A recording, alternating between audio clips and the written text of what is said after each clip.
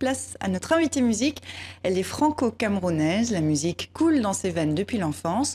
Choriste confirmée avec Manu Dibango, Youssou N'Dour, Papa Wemba, MC Solar et j'en passe. Aujourd'hui, elle se lance en solo avec ce premier album, Djalé. Valérie Ekoumé, merci d'être avec nous. Merci pour l'invitation. Djalé signifie littéralement, corrigez-moi si je me trompe, allons-y. Vous y allez. Qu'est-ce qui vous a décidé à prendre votre envol en solo ? C'était le besoin de m'exprimer en tant que Valérie Ekoumé, parce que j'avais des choses à dire, donc il se trouvait que c'était le moment, donc j'y suis allée. Pourquoi c'était le moment ? Parce que je voulais en fait avoir un petit peu plus de connaissances par rapport à mon métier. Je pense que dans tous les métiers, il faut essayer d'aller au plus profond pour être le plus performant possible. Et je trouvais que j'étais arrivée à un niveau où je pouvais défendre quelque chose, donc voilà. On va continuer à en parler, mais rien de tel que de vous écouter. On écoute un premier extrait de votre album, Dipita Naweli Sané.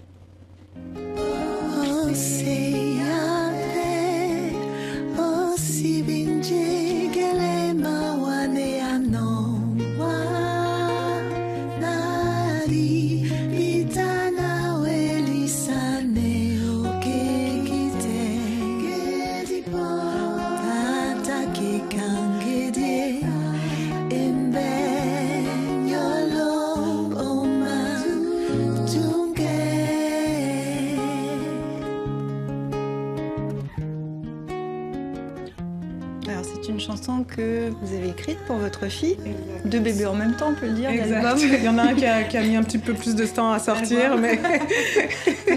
Alors justement, vous dites que dans cet album, vous avez voulu plonger dans vos racines. Oui. En fait, j'ai plusieurs racines. J'ai vraiment un pied sur chaque continent, l'Europe et l'Afrique. Donc, comme je suis bien ancrée dans les deux, voilà, ça a donné un espèce d'album métissé. C'était important pour moi. Qu'est-ce qu'elle raconte de vous, ces racines, un pied sur chaque continent ? Je me dis, c'est vraiment l'expérience que j'ai eue et j'en suis arrivée à la conclusion que ce qui était plus important, en fait, que ce soit d'un côté ou de l'autre, c'est l'amour, en fait.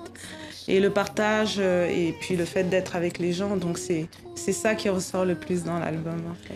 Alors pour cet album, vous êtes mise à l'écriture et à la composition également. Ça a été compliqué, difficile, ou justement vous y étiez préparée ? C'était l'horreur. C'était l'horreur. Racontez-nous. Ouais, c'était l'horreur. Non, mais parce que je parle bien français, mais ma langue maternelle, je la maîtrise pas du tout. Donc en fait, j'avais un stylo d'un côté et le dicto de l'autre, et je me suis creusé la tête pendant toute la période. Mais finalement, ça vaut la peine. Plus on travaille et plus on arrive à quelque chose. Et la composition aussi, l'écriture, mais la composition aussi. La composition était moins compliquée pour moi parce que c'est quelque chose qui... j'ai fait une école pour ça, donc comme c'est quelque chose que j'ai beaucoup travaillé, c'était vraiment plus le côté écriture en doigt là qui était compliqué pour moi. Alors je le disais, vous avez pendant longtemps mis votre voix au service de grosses pointures. Oui. Qu'est-ce que ça vous apporte aujourd'hui ? Qu'est-ce que ça vous a enseigné ? Ça m'apporte la rigueur. En fait, la chance aussi que j'ai eue, c'est d'avoir eu accès à une grosse pointure comme M. Manu Dibango. Et qui est d'ailleurs un invité de marque qui porte l'album aussi. Exactement, et qui m'a fait cet honneur-là de venir jouer sur l'album. Et en fait, ce qui se passe avec lui, ce qui s'est passé, c'est qu'il m'a mise devant la scène, ce qui est hyper rare en fait. Donc tous les soirs, je chantais 1 ou 2 chansons. Donc ça m'a permis d'appréhender ce moment-là. Et aussi, il est très rigoureux.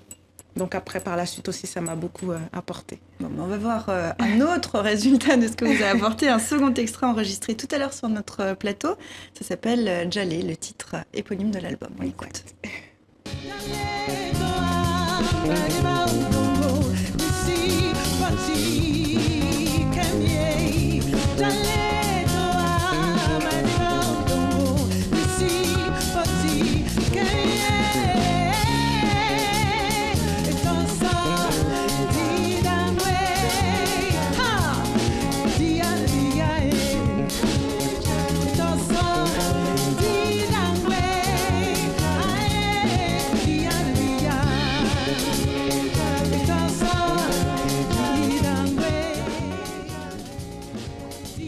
disiez, vous chantez en douala, votre langue maternelle, en lingala aussi, en français.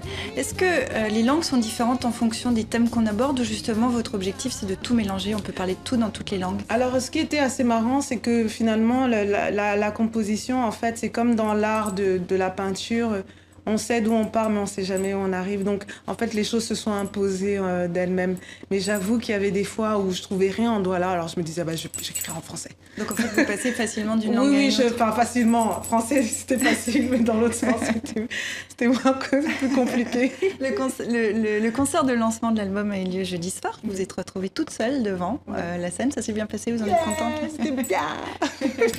C'était bien. Et non, c'était bien. Mais j'étais très très contente parce que les gens ont répondu présent et c'est sûr que c'est toujours mieux d'être en présence de spectateurs plutôt que seul, mais bon, je l'aurais fait quand même, mais c'était bien. Et puis au début c'était un peu difficile, mais j'ai réussi à les attirer dans mon univers et il y a eu un bon échange. À Paris, devant un public réputé difficile. Ouais. Est-ce que vous allez vous envisager d'aller peut-être faire une tournée en Afrique? Est-ce qu'il y a des projets dans ce sens?